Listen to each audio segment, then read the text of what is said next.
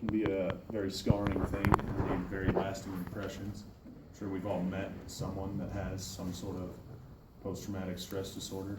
And when I read this poem, I thought of a man who, he bought my friends and I breakfast before we went out into the woods for ESET. He was in his mid-70s at the time, and he was actually a tunnel rat in Vietnam, which was a all-volunteer job. And we come to find out from his wife that when he was telling us about it, it's the first time that he had actually spoken of it in like nearly 20 years because it had haunted him so bad. This poem's called At the Sight.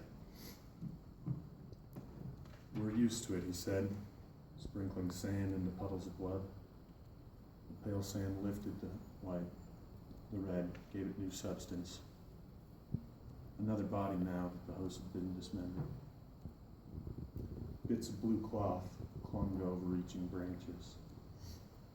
We're used to it, he said, bending to collect a brown shoe that pointed the way out of Baghdad. As he walked the brown shoe towards a safety barrier watching nearby, a sudden wind rippled an orange string of prayer beads dangling from a hook. What's different about this one is that we knew his face.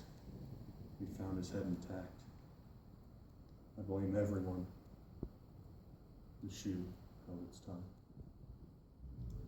And I interpreted it a little differently than Josh did. I saw it as someone having like an eyewitness account of someone starting to slip a little bit, who they initially thought they were desensitized, but then it was someone that they knew that had been dismembered, and it all just kind of came crashing down at once, and really made me think whether or not I'd be able to handle a tragedy of this magnitude if that occasion ever arose in my life. Thank you.